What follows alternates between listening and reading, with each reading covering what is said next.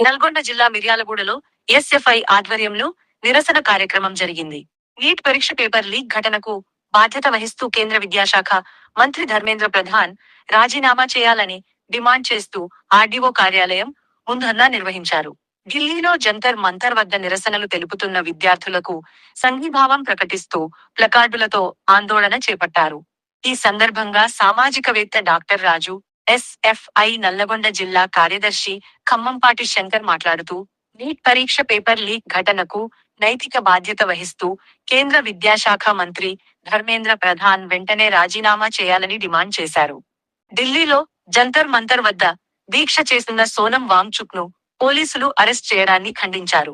అలాగే ఆయనకు మద్దతుగా హైదరాబాద్ సుందరయ్య విజ్ఞాన కేంద్రంలో శాంతియుతంగా నిరాహార దీక్ష చేపట్టిన ఎస్ఎఫ్ఐ తెలంగాణ రాష్ట్ర నాయకులను అరెస్ట్ చేయడం ప్రజాస్వామ్య హక్కుల ఉల్లంఘన అని విమర్శించారు. ఢిల్లీలో నిరసన చేపట్టిన విద్యార్థులపై పోలీసుల లాఠీచార్జీ, వాటర్ క్యానుల వినియోగాన్ని ఖండిస్తూ శాంతియుత నిరసనలను అడ్డుకోవడం మానుకోవాలని కేంద్ర ప్రభుత్వాన్ని కోరారు. రాజీనామా చేయాలి కేంద్ర విద్యాశాఖ మంత్రి వెంటనే.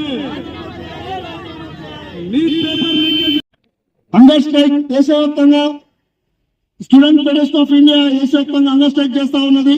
అదేవిధంగా దేశం రాజధానిలో జంతర్ మంతర్ దగ్గర ఒక సామాజికవేత్తగా ఉండి నీట్ పేపర్ బాధ్యత వహిస్తూ కేంద్ర విద్యాశాఖ మంత్రి ధర్మేంద్ర ప్రధాన్ రాజీనామా చేయాలని చెప్పేసి, ధర్మేంద్ర ప్రధాన్ రాజీనామానో లేకపోతే నా చావో తెలుసుకోవాలని చెప్పేసి ఈ దేశవ్యాప్తంగా 22 లక్షల మంది విద్యార్థులకు న్యాయం చేయాలని చెప్పేసి ఆమరణ దీక్ష చేస్తున్నటువంటి ఈ సోనం వాంగ్చుక్ ని పోలీసులు అక్రమంగా అరెస్టు చేయడాన్ని భారత విద్యార్థి ఫెడరేషన్ ఎస్ఎఫ్ఐ జాతీయ కమిటీ తీవ్రంగా ఖండిస్తూ వాళ్ళ యొక్క సోనం వాంగ్చుక్ ని అరెస్టు చేస్తే మేమే స్వయంగా దీక్షలో దిగుతామని చెప్పేసి ఎస్ఎఫ్ఐ అఖిల భారత అధ్యక్షుడు ఆదర్శ్ గారు, అదేవిధంగా జాతీయ సహాయ కార్యదర్శి ఐషు ఘోష్ గారు ఇవాళ దీక్షలో కూర్చోవడం జరిగినది.